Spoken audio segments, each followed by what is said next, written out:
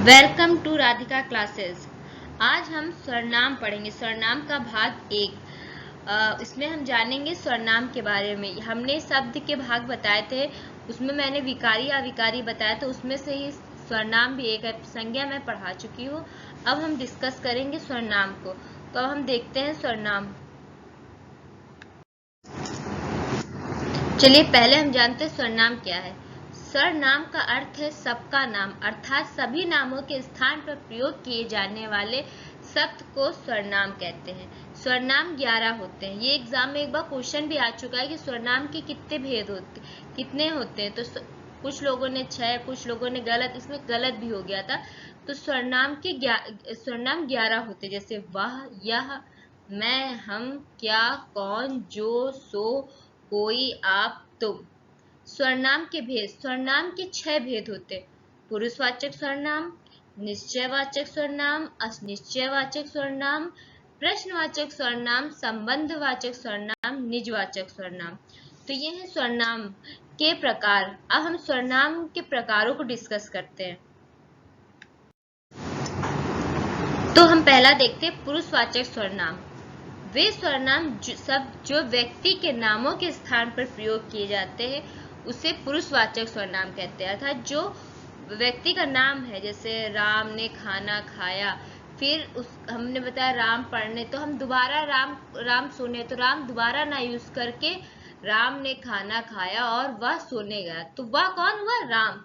तो हम उसकी जगह जो है क्या कहते हैं, नाम की जगह पुरुषवाचक सर्वनाम का प्रयोग करते हैं। पुरुषवाचक सर्वनाम 3 प्रकार के होते हैं। उत्तम पुरुष, मध्यम पुरुष, अन्य पुरुष। कई बार क्वेश्चन पूछा गया है वक्ता क्या होता, कौन सा मतलब पुरुषवाचक सर्वनाम के मतलब प्रकार में उत्तम पुरुष ना देखकर वक्ता दे दिया, श्रोता दे दिया। तो ये भी होता है पुरुषवाचक सर्वनाम। उत्तम पुरुष को वक्ता भी कहते हैं। वे सर्वनाम शब्द जिनका प्रयोग वक्ता अपने लिए करता है उसे उत्तम पुरुष कहते हैं। जैसे मैं कल बाजार जाऊंगा, हम सब आगरा घूमने जाएंगे। मध्यम पुरुष इसे श्रोता कहते हैं, जो सुनता है।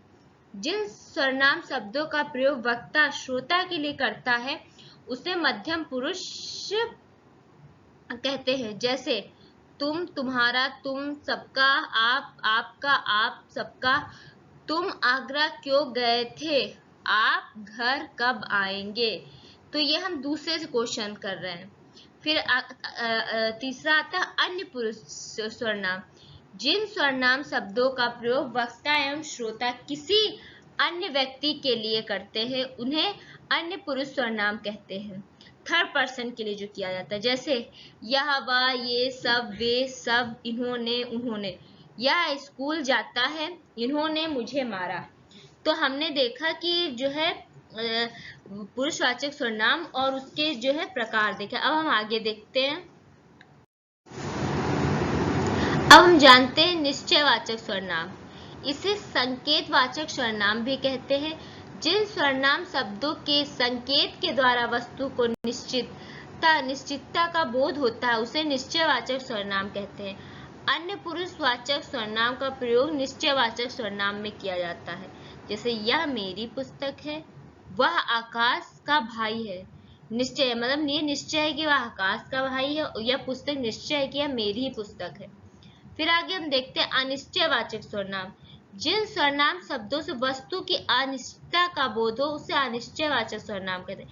मतलब उस वस्तु के निश्चय होने का बोध। दाल में कुछ काला है, दाल में कुछ काला, ये निश्चय नहीं है काला है कि नहीं। कोई बाहर खड़ा है, कोई बाहर खड़ा है, ये निश्चय नहीं है कि कोई बाहर खड़ा ही है। चावल में कुछ गिर पड़ा है, तो ये निश्चय नहीं है कि चावल में पक्का कि चावल में ही कुछ गिरा ही जरूर है। हो सकता है नहीं है गिरा हो, या क्या गिरा है कुछ नहीं पता। आगे हम देखते हैं प्रश्नवाचक सर्वनाम। जिन सर्वनाम शब्दों से प्रश्न आदि का बोध हो उसे प्रश्नवाचक सर्वनाम कहते हैं। जैसे तुम कल कहाँ गए थे, देखो बाहर कौन आया है, तुमने बाजार से क्या खरीदा। तो ये हुए हमारे 4 जो हमने देखे सर्वनाम के। आगे हम देखते हैं सर्वनाम के और भेद। अब हम देखते हैं संबंधवाचक सर्वनाम। वे सर्वनाम शब्द जो 2 वाक्यों के जोड़ने का काम करते हैं उन्हें संबंधवाचक सर्वनाम कहते हैं। अथवा वह सर्वनाम शब्द जो वाक्यों में अन्य सर्वनाम से संबंध स्थापित रखता है उसे जो है संबंधवाचक सर्वनाम कहते हैं। जैसे जैसा करोगे वैसा भरोगे, मतलब एक सेंटेंस का दूसरे सेंटेंस से है। जिसकी लाठी उसकी भैंस, जिसने तुम्हें बुलाया था वह आज आया है, मतलब इसमें पहला सेंटेंस दूसरे से पे ही डिपेंड करता है। फिर आगे हम देखिए, ये आप जो है मेरे साथ अगर आप पढ़ते जाएंगे और याद करते जाएंगे, अपना नोट्स बनाते जाएंगे, तो आपको ये तैयार होता है, क्योंकि मैं शॉर्ट वीडियो बनाती हूँ, जिससे ये नहीं लगेगा कि आपको एक दिन में बहुत कुछ पढ़ना है। आप धीरे धीरे मेरे साथ इसे पढ़ते चलिएगा तो आपको अच्छे समझते चलिए, तो आपको अलग से हिंदी को तैयार करने की कोई जरूरत नहीं पड़ेगी। फिर हम देखते हैं निजवाचक सर्वनाम। जिन सर्वनाम शब्दों का प्रयोग अपने लिए करता है उसे निजवाचक सर्वनाम कहते हैं। जैसे आप भला तो जग भला, मैं स्वतः हार जाऊंगा, राजेश खुद लखनऊ जाएगा। तो ये हमने देखे सर्वनाम के प्रकार।